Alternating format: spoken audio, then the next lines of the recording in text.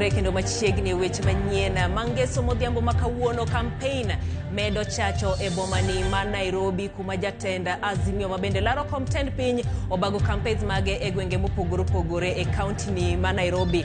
Mano wachiel kuom weche mabende waluo kanyakla kod campaign William Ruto mabende dhi godo nyime e gwenge mag Kiambu kod mamoko mabende dhi nyime pacho kae mangima. Magi weche mabende wamiyo pek.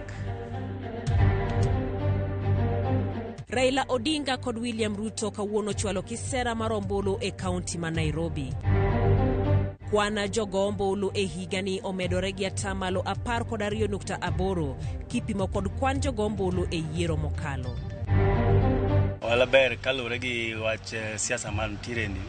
Kechiro kaka geche wan go madongo mag chalo Prado. Weg geche mag tielo madongo buonjo nyake bengi e kinde campaign kalure kod ohala momedore.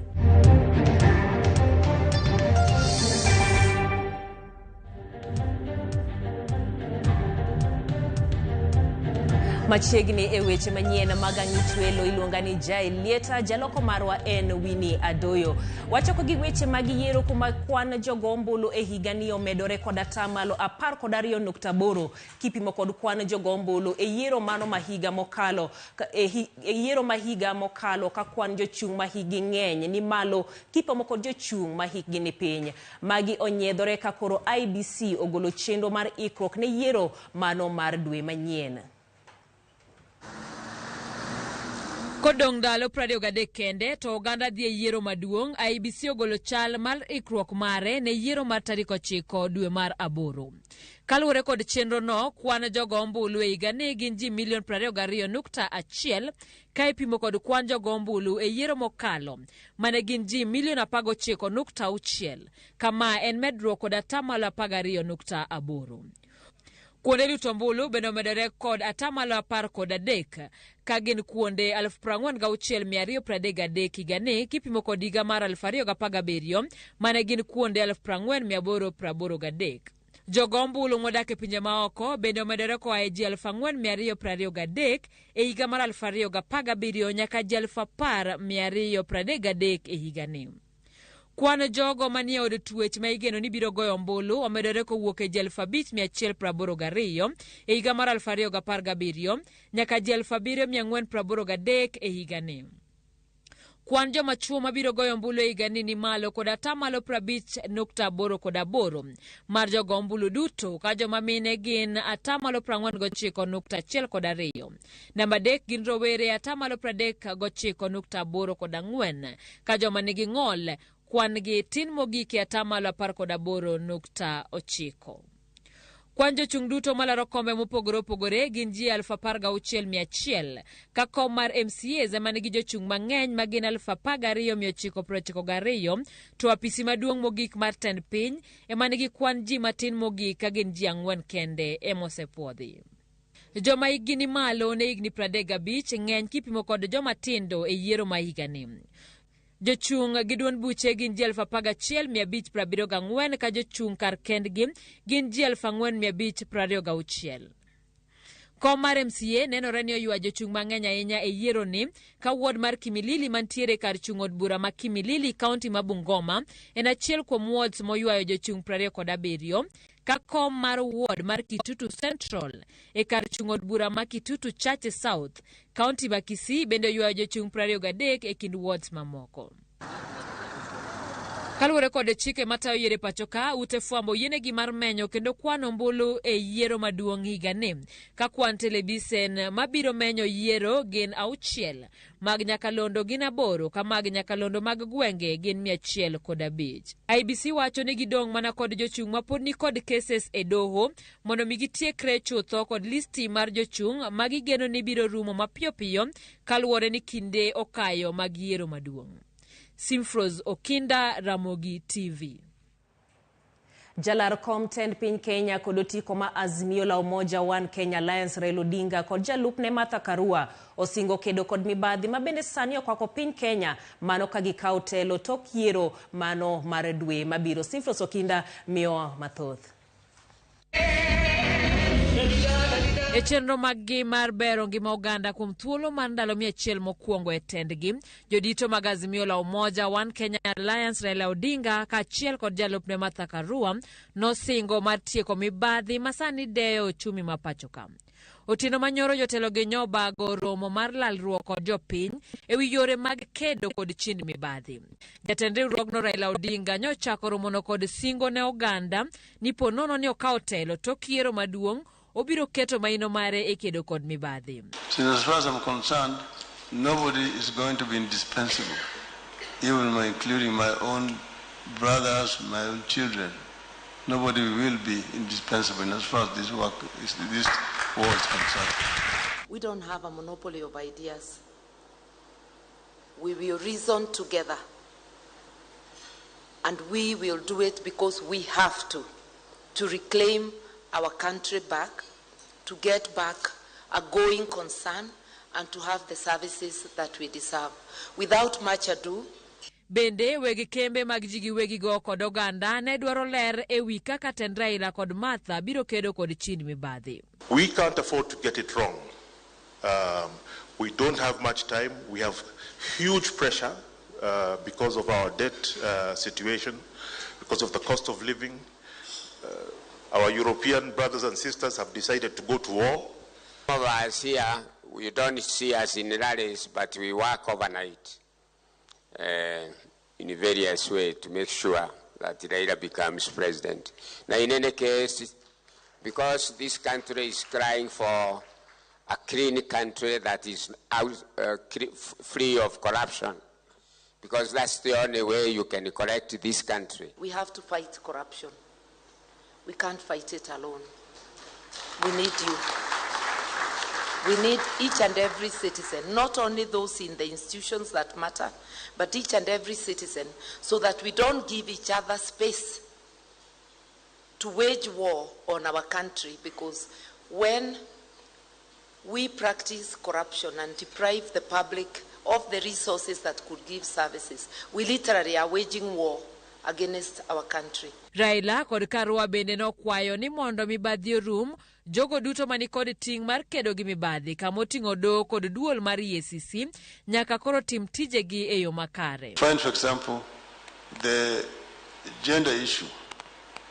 I know there are a lot of crimes which are gender-based, but the women find the police stations very hostile.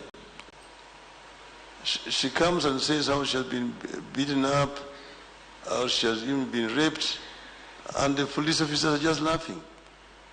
They're doing nothing. So, they fear going to police station, and the police are the ones who are really supposed to protect them. Institutions are as good as the people who compose them, people who work in them. So our judiciary will be as good as the people, the professionals working in it. Our anti-corruption commission will be as good as the people working in it. And I do assure Kenyans that we will have a free country if we put them in office, unless they change. Simfros Okinda, Ramogi TV. Jakoma ODM John Mbadi okwayo oganda Luo ni mondo dhi owuog oko duto koromo chieng' goyo ombulu mondo Raila Odinga obed kod yot mar yombo e yiero maduong' mabiro. Ne owuoyo e kaunti ma Migori kama notelo ne kweth ODM e chenro mar sero ombulu. Jojuma miyowa mathoth.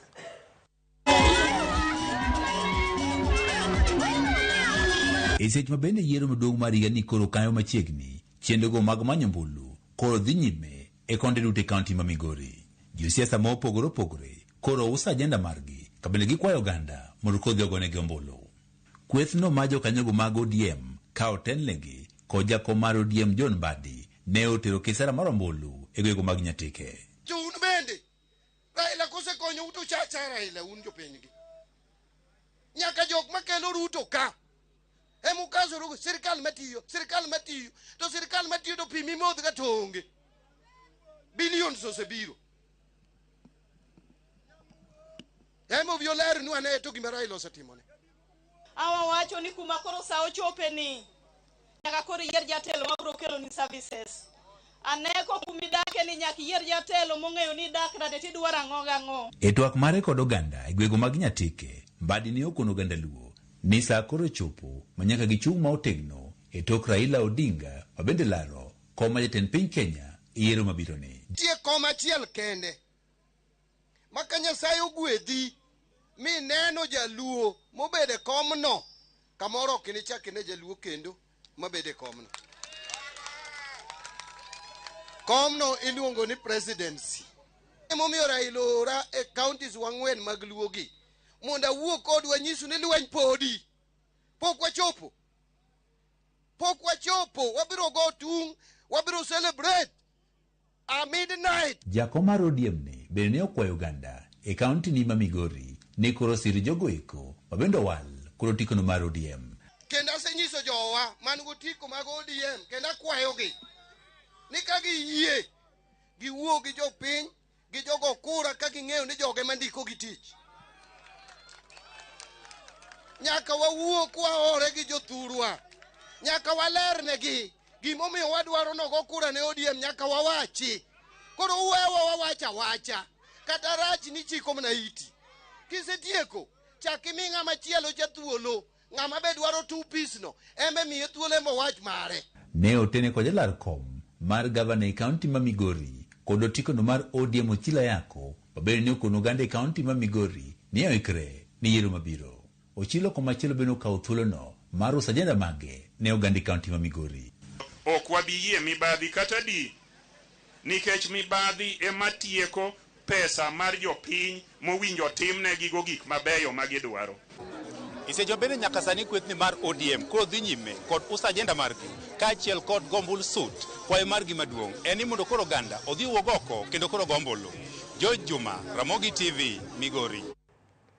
Jalar kom gavana ma kaunti ma Kisii kokalo tiko ma ODM Simbarati okwayo jochung' duto e bwo duond burano mondo land injili mar kwe kaka kampein medo mako mach pacho kae. Kowuoye boma ma Kisii rom jokanyo mag ODM, Arati owacho mondo jotelogo one ni ODM oyudo kombe mathoth e yiero madwe mar aboro. Jokanyo mag ODM ma Kisii osingo mar neno ni Raila Odinga oyudo loch e kaunti no ma ibin timore kata bed ni ywaro kosebedo e kind Arati kod gavana mawuok James Ongwae mosebedo kanyiso jopiny mondo lut ombulu ne jochung' moko ma ok Arati ka ikwayo mondo ywaro korum e kind e duond buche mag Azimio e kaunti no. Our focus must be to unite the party, mobilize for the victory on August 9th, and this meeting is for agreeing how to secure victory for our MC MPs, Senator, Governor, and the President. The event today here was for all the delegates from the 9 constituencies in Kisii County, and we came together so that we can have that synergy as we do the home stretch. We have 3 weeks to go to end the campaigns, and we have resolved that we're going to support our candidates within ODM party, except just one position, which is the women rep, in the interest of regional balance. We need to solidify our votes. We need to work together as ODM fraternity to ensure that we deliver all the seats from the presidential seat all the way to gubernatorial, to members of parliament, and also to our members of county assembly MCA. Nataka siasa ya amani, kila mtu aweke aside mapendekezo yake, tuungane mkono pamoja, tupige kura kwa amani. Maloyo ji 300,000 modak kendo tiyo Kiambu nyalo bedo joma miyo gavana manyien telo e yiero mosekalo. Jo Kenya gi osebedo kadok thuche gi luto ombulu mopogore kod yiero mahigani magindikore kendo gibiro luto ombulu e kaunti ma Kiambu. Jotelo mag group ni mawuok e sub counties mopogore noromo kod jachung' e kom gavana ma kaunti no William Kabogo kuma gisingo sire ka ging'iyo yudo thuolo e sirkal mabiro moko ng'ini kwan gitin. Komb gavana ma Kiambu nyaka sani oseywayo jochung' 6 duto.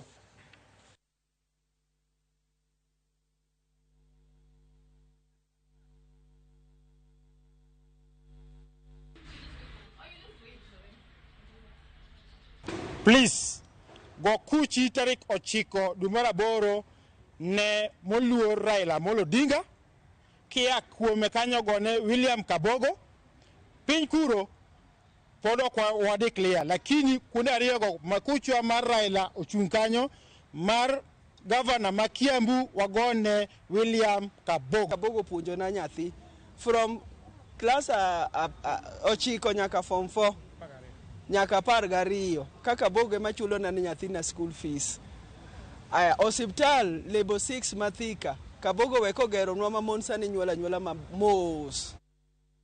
Moko kuom jokanyo mag duond bura ma ODM kar chung od bura ma Bondo orwako wito oko mar listi mar jogo mideo gwel kod duond buche to kiero kod duol mar IBC kagiwacho ni koro duond buche kod thuolo machielo mar pogo kombego e yo makare. Gigolo ng'ur ni lemo mar kom mar North Sakwa Ward nochiwne MCA masani Lona Adida mosebete komno kuom tams 2 to norem e welo kano manyo komno kendo higani. Gikwayo ODM mondo kaw thuolo ni mar loko listino kendo okwor kombego ne dhoudi mapok noyudo welo makamago. IBC nowito oko listi mar duond buche 79 mag jogo mideo gwel to kiero ni duond buche go nokoluwo chike e loso list makamago.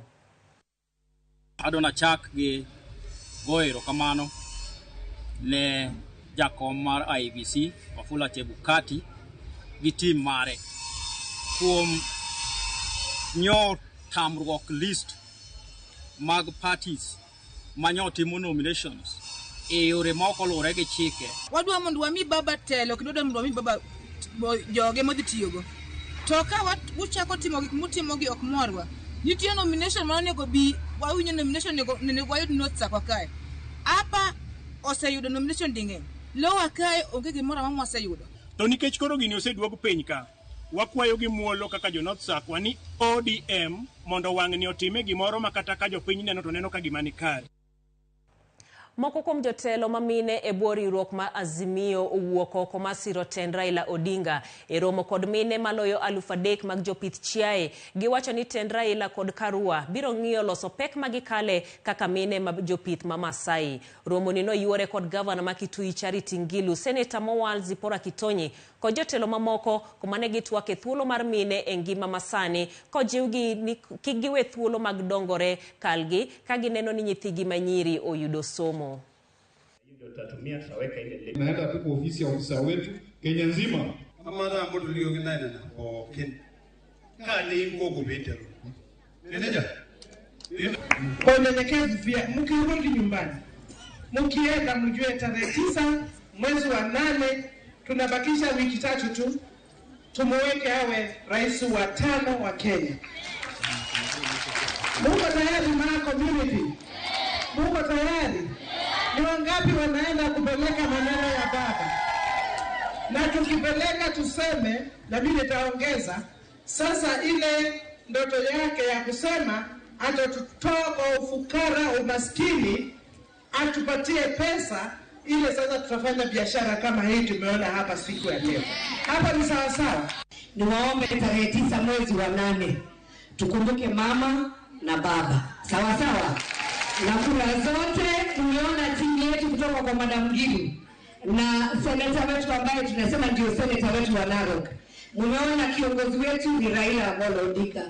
Na waomba kwa heshima mpatie kura zenyu ili maendeleo ifike mashinani. Mimi nasema kama mama mkongwe na sitaki nyinyi mtanganywe na mambo mengi ila itachukua Kenya mbele. Tunataka kuunda serikali ya amani na ya maendeleo kama tumeona hapa. Na hakuna wengine watapeleka nyinyi mbele ichapokuwa baba na mother na Azimio. Jalarkom Governor Mama Chakos kodotiko machama cha uzalendo Nzioka Waita kawuono yango manifesto mare kosingo tieko dhiere county no. Waito wacho ni ong'iyo mar neno ni yuto jodak Mama Chakos omedore kendo dak ngima maber kokalo kenge mag bero ohala kod siasa. Omedo ni manifesto ne ogur emise auchiel moting'o ngima maber, weche pur, pi, somo, chwalo tije kod weche mag limbe. Waita nosir kod jalupne eng'weno Florence Mwangangi kabende ne en jatend jotij piny owacho kar jot mar jatend piny kalaro komno kod Johnson Mudhama mar UDA, Wavinya Ndeti mar Wiper kod jalup governor Mama Chakos Francis Maliti mochung' kod maendeleo chap. I want to tell you this, the people of Machakos. Sababu ile pesa kaunti yetu inafaa kupata kutoka ushuru na kodi haitapunguka, yani on source revenue ni bilioni 5 kufuatilia utafiti wa World Bank, na hiyo pesa bilioni 5 ndio tutaitumia kufanya maendeleo, ndio tutaitumia kujenga mabarabara, ndio tutaitumia kujenga shule na kurudisha dawa kwa hospitali. Lakini lazima maneno ya ease of doing business, yani urahisi wa kufanya biashara, tuitekeleze mara moja. In addition to what we are doing on the interventions on education, and you should know it is under this government that we shall launch the Machakos Scholarship Fund. And the academic qualifications that we hold, qualifications that don't need any inquiry, qualifications that have been witnessed by the institutions through which we went, that may say clearly that we are able to deliver. And that is the kind of leaders that we need in the county of Machakos. Mage moko kuom weche mag siasa mabende ogotach pacho ka odiechieng' ma kawuono ka bende pod wamedo luwo mago mag jolar kom tend piny mano Raila Odinga kanyakla kod William Ruto mabende waiko kendo biro bang' kinde machuok kanyakla kod weche mamoko ma pod wamedo luwo. Par kanyo ni nyalo chwalonwa ote magi kokalo yor live mano ote machuok ma en 23600 bende luwo e Facebook page mara kanyakla kod YouTube mano Ramogi TV. Wadhi yweyo machuok pod waduogo gi mathoth.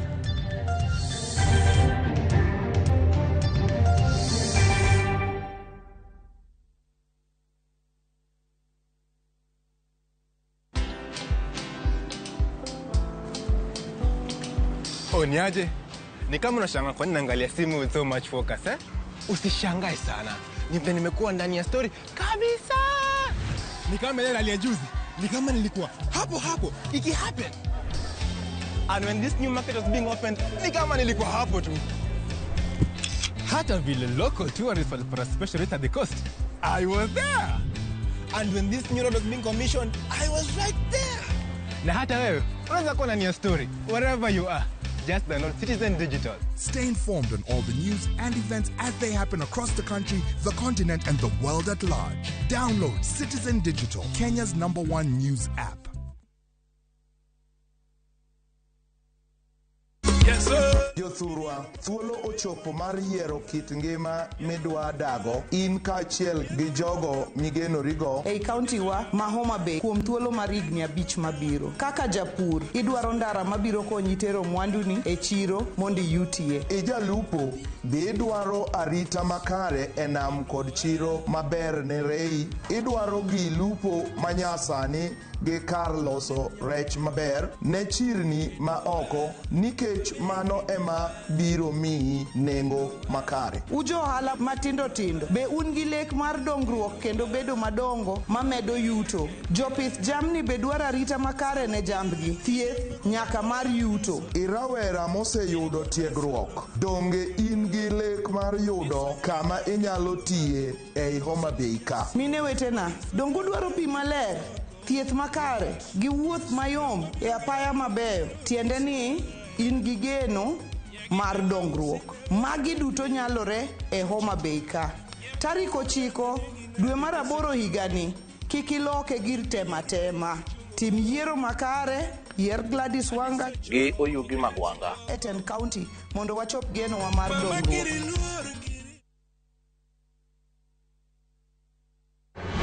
George Aoko, Kani Mombasa, Toma, Ramogi TV. Malingling mago kapu mar dhi chiro. Kinyiewo mwandu moramora, ne ni ng'iyo tarik ma mwandu no lose kod tarik ma okethore, ma ibiro konyi e nyiewo gino ma pod inyalo tiyogo.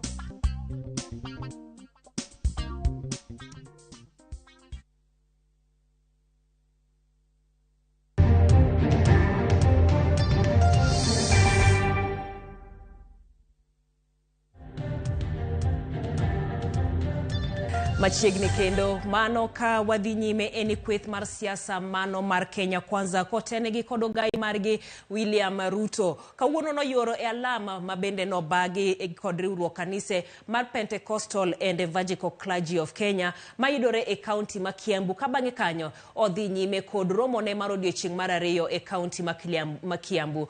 Millicent Adhiambo miyowa mathoth kaka romono nobedo.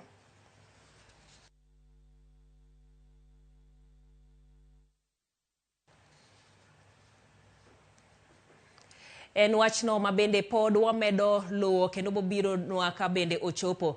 Kawadhi nyime eni jatend migawo masomo George Magoha okwayo jopuonj mondo tigi yore manyiso kaka gik moko timore aching' mondo mi jopuonjre obed kod ng'eyo matut. Magoha maloso e kaunti ma Siaya wacho ni puonj manyasani ma piny owacho medo jiwo ntiere kod ber mathoth mohewo puonj manyachon. Konono gedo mar klese CBC e skunde mag Obambo kod Mbaga e kaunti ma Siaya. Magoha omedo ni jopuonj owinjo kaw thuolo moyudore mar medo tiegore mar medo gi lony e tijgi. Olero ni piny Kenya nigi jopuonje manigi lony mamalo e chiwo puonj mar kido ma CBC kipimo gi kit puonj mano ma 844 mowacho ni en mana mar wao jopuonjre.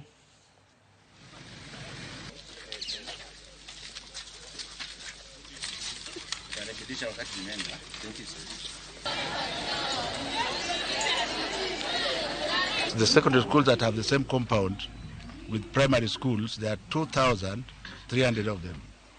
And we are getting about 5,000 classrooms from those. We have excellent teachers in Kenya, all of them. The best are the primary school teachers, maybe because, especially the ones doing CBC, they are excellent.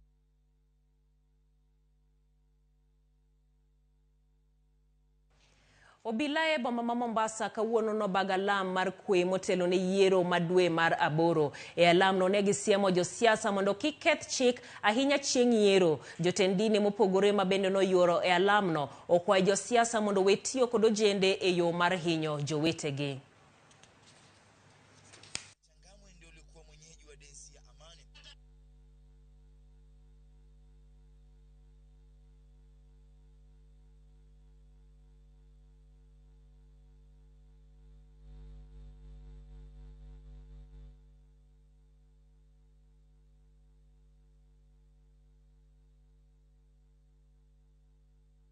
Tunaomba amani kabla ya uchaguzi, wakati wa uchaguzi na baada ya uchaguzi. Lakini ninaamini kwamba ni sawa kwa mtu kuchukua mrengo wake ule anaona ni sawa wa kisiasa bila kuleta athari yoyote katika umoja wa pale ambapo anaongoza. Siblings may differ on who to vote for. Children may decide to go their way when it comes to making their choices different from the choices of their parents. But one thing that I would like to know is that peace is determined by the way we handle situations by peaceful means. Ukiona mwanasiasa anatumia vijana kuleta vurugu, ni huwa hana ushawishi. Jambo la kwanza ni IEBC. Tuhakikishe ya kwamba uchaguzi umekuwa free and fair. Na sisi viongozi ambao tunataka viti, sasa na sisi ni roli yetu, tunafanya sera, unauza sera ya amani, sera ya maendeleo.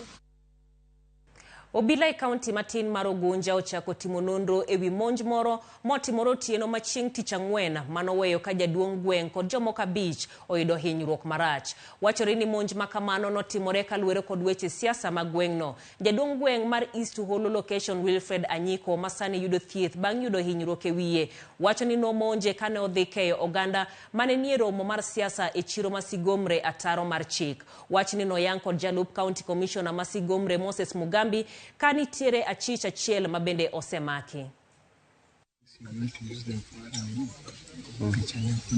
Nyoro gimoko dhi maber ahinya Sigomre ward.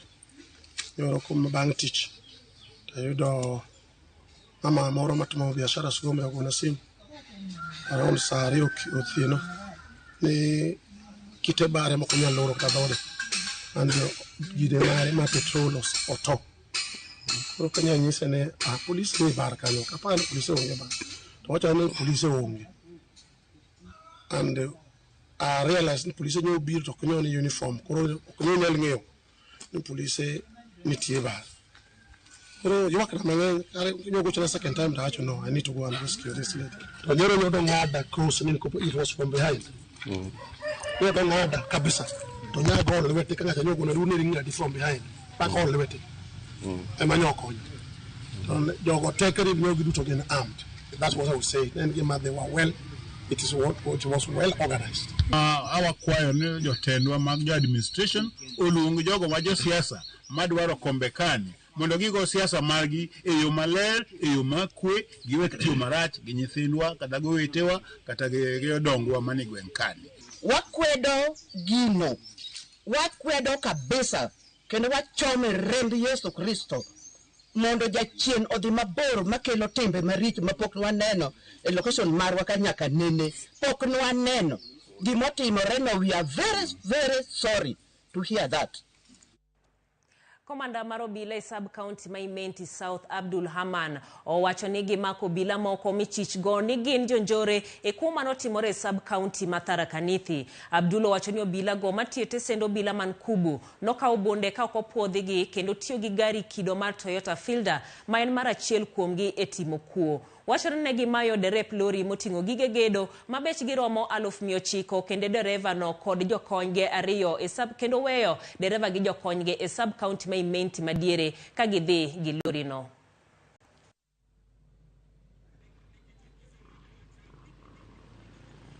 Iko robbery ilitendeka na ile ofisa walihusika, tulipeana investigation bado inaendelea. Mengi hatuwezi ongea sababu ya investigation inaendelea. We don't want to prejudice the investigation which is going on, but what connected the officers to the crime is the motor vehicle that belonged to the one of the officers from this station. Kawadoke weche mag campaign eni kweth ma siasa ma Kenya Kwanza kotenegi kod ogai margi William Ruto kawuono no yuoro e alama mobagi kod riwruok kanise mar Pentecostal and Evangelical Clergy of Kenya e Kiambu County kuma bang'e ne gidhi nyime kod campaigns margi. Millicent Adhiambo miyo ler mathoth kaka wuodhno nobedo. Odiochieng' mar ariyo ka kweth mar Kenya Kwanza podogo tache county no ma Kiambu kuma bang'e bende ne gitero limbegi mag campaigns e county ma Nairobi. Negi chako kod yoro e alam mane otele kod jadolo Dr. Doris Rigathi mane okwayo kanise mondo bede ong'ala manyime mar tero alam ne piny Kenya. We have gone through challenges and today we want to just thank God that we can stand here as a Church of Kenya and celebrate the unity of the Church of Kenya. Jadolo no bende ne omedo kwayo piny owacho mondo kik keto badho moro amora ne ute lamo mapacho ka kowacho ni ute lamo ema nyalo reso piny Kenya. Is a future for a great nation. We have no doubt, Deputy President, on the 9th of August 2022, we will get a government that fears the Lord. As we have received the message today from the preacher, we feel it is high time we get a king that fears God, that can take the nation into prayer and seeking God like the king of Nineveh. Kanotwak, ogai mar UDA William Ruto ne odok ne kanise kowacho ni piny Kenya sani dwaro mana lamo. Bila Mungu, Kenya haingekuwa mahali ilipo sasa. Nawashukuru sana viongozi wote wa kanisa na viongozi wote wa dini katika taifa letu la Kenya kwa kuombea taifa hii, kuombea amani, kutuombea kama viongozi. Ruto bende osingo ne kanise mapacho ka ni piny owacho mare biro chiwo lesen ne kanise kendo biro tiyo machiegni kodgi ponono biro yombo kom ma jatend piny Kenya e yiero mabiro bang' ndalo 23. Running mate and I undertake that we will do whatever it takes to keep this country as a God-fearing nation. We commit that no church will be closed under our watch. Ruto omedo nyiso chir ma en godo ni Kenya Kwanza ema biro bedo joloch e yiero mabiro no, ka bende ne ohum nono e wi nengo ngima masani oidho pacho ka. Mimi si Uhuru Kenyatta utaniletea. Mimi nitaangalia wewe macho kwa macho. Unaelewana? Tuko pamoja. Toka lam makamano, Ruto ne otelo ne kweth mar Kenya Kwanza etero kisera mar ombulu e kar chung'od bura ma Kiamba kod Githurai e kaunti ma Kiambu kod kar chung'od bura ma Lang'ata e kaunti no ma Nairobi. Na mkorada jameni. Millicent Adhiambo, Ramogi TV. Jalaro Komten piny kod otiko mar Azimio la Umoja One Kenya Alliance Raila Odinga otero kisera mare mar ombulu e kaunti mano ma Nairobi, kuma bende no limo duond buche kata kar od buche mopogore opogore e kaunti no odiechieng' ma kawuono. Osingo mano mar duoko boma ma Nairobi e rang'iny ma bende ne ntiere kinde machon. Ndoto yao ambayo walisema Mungu bariki nchi yetu ya Kenya. Haki iwe ngao na mlinzi. Tukae na undugu, amani na uhuru, raha, tupate na ustawi. Na inawezekana. Imebaki siku 24 peke yake. Tunaenda kwa debe.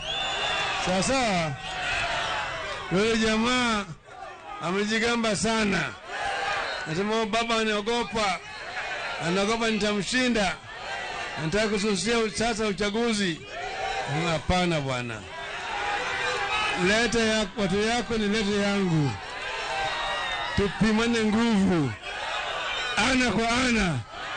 Mko tayari? Mko tayari? Basi sasa niwaambie kama unataka mereka utaona basi. Tutakurana na wewe, sio? Sisi hatuwezi kuogopa.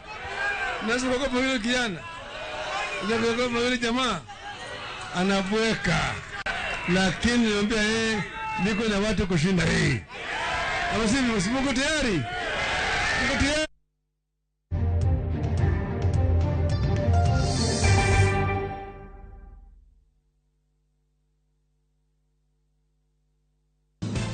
Injal molap dogenda onelaro komoro moro ma siasa to dwala dosira mari e yo makare e nengo moyweyo. Ornwa email e ramogisales@rollmedia.co.ke kata yo atolne Moses namba mar 0725514032 kata ne Nicodemus namba mar 0728598945.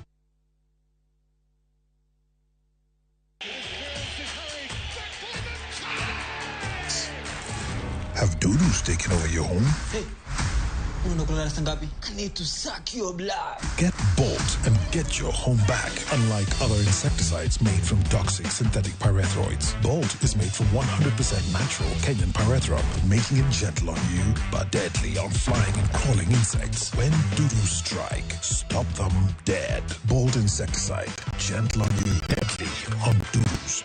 Get Bolt insecticide today.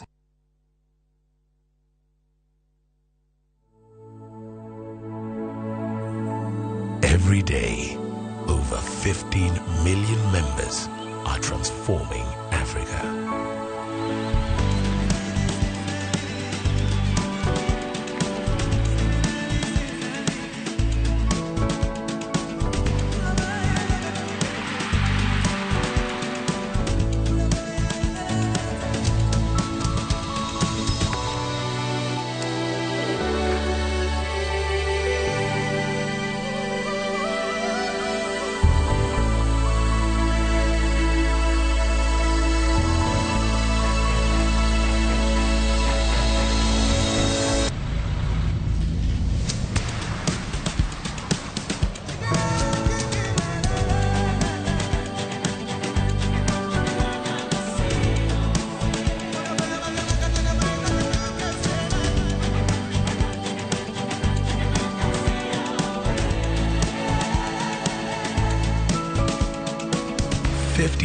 Million members empowered to create, to harvest, to unite,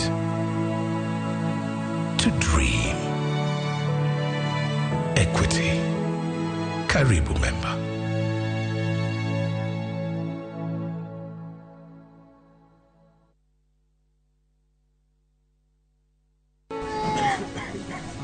How can we offer a better healthcare system? Na kuniwezesha mimi kama mlemavu. Mimi kama juakali, wata recognize skill yangu aje? Mimi mfanyabiashara, naweza pata financial support, niongeze stock. In whose hands are our businesses safe? Dear Baba. Yo, Baba, Wakenya wameongeza barua zingine. Wanasema wanataka password.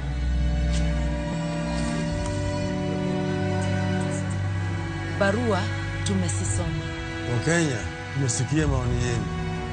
Hii ndiyo password. Inawezekana.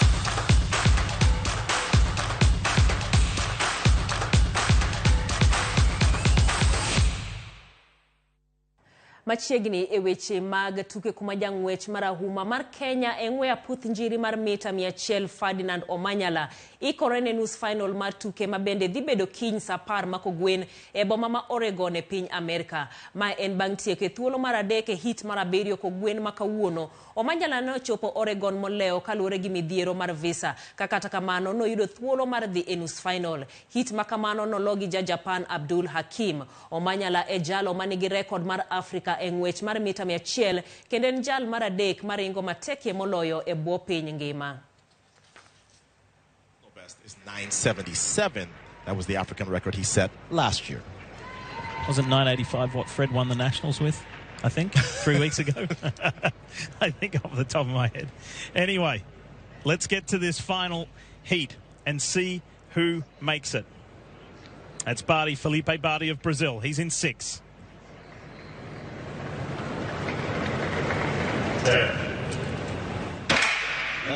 Have all the travels and hiccups and stress bothered Omanyala? Yes, he is struggling because New Zealand are on the inside. Way out wide is Hakeem Sonny Brown. Oof. Sonny Brown in a 998. Omanyala gets through. Omanyala looks like he's through, and really, if I'm his coach,